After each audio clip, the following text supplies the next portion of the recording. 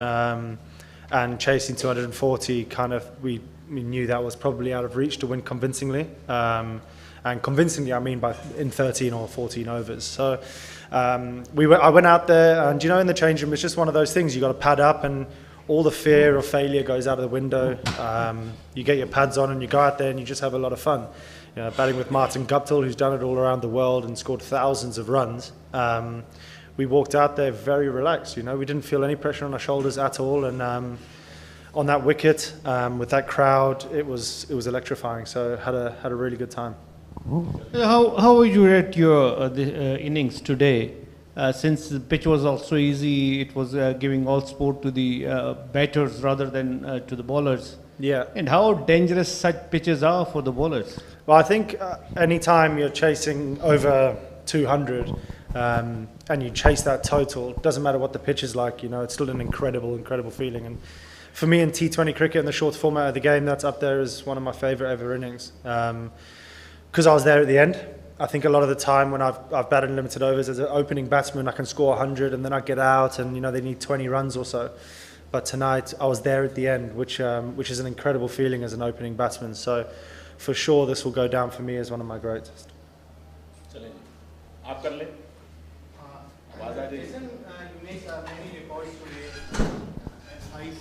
Highest individual record you make most 4 and 6 runs in PSL history.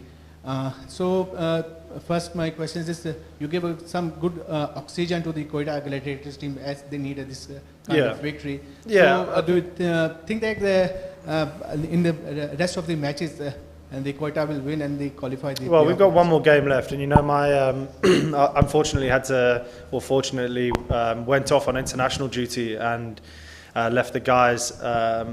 So I'm just really pleased I was able to come back and put a performance together to put some smiles on our faces. I love this team and they do a lot for me. The staff and stuff mean a lot to me. So for me to go out and perform for them was a really special feeling. And yeah, like I said, it's nice to have a few smiles on our face in that change room. It's been a very tough season for us, and we've not put together the performances we wanted to, but we've got a great group of people. So when wins like this come along, it's a very special feeling.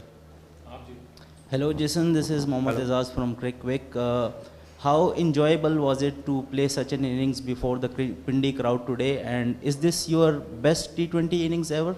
This is my best T20 innings ever, yes, for sure. No doubts about it, chasing 240 runs, in incredible crowd, obviously a great wicket and fast outfield, so it was just a case of just trying to hit as many 4s and 6s as possible and get close to the total and then see where we're at. But for sure, my favourite innings, and to play here, I think it's my first time I played here, so it'll definitely live a long time in my memory. Jason, how would you describe this match over? I mean, around 500 runs being scored, 240 being chased in with 10, 11 balls remaining. Well, I mean, absolutely incredible, from boundaries. So how would you describe this match? Incredible. I think there's only that word really that can kind of sum it up, to put it quite simply. It's a great advert for the PSL, great advert for T20 cricket. Obviously, bowlers don't want to be turning up and playing on these wickets every single game. But people watching this sort of game, kids watching this game. This is the sort of stuff that I remember as a kid watching games like this that really drew me to the game. It really drew me to people. And yeah, for sure, this is the sort of stuff that kind of draws the next generation of players. Jason, on 3rd March, you scored century against Bangladesh, and today you scored century against Peshawar Zalmi. How do you feel this conversion from one-day cricket to T20 cricket within few days? I had no choice. As an opening batsman chasing 240 runs, I had absolutely no choice. I couldn't get myself in. I had to go from ball 1, and had a pretty tough flight. So there was a few delays and stuff. Got in this morning at about 7:30 a.m.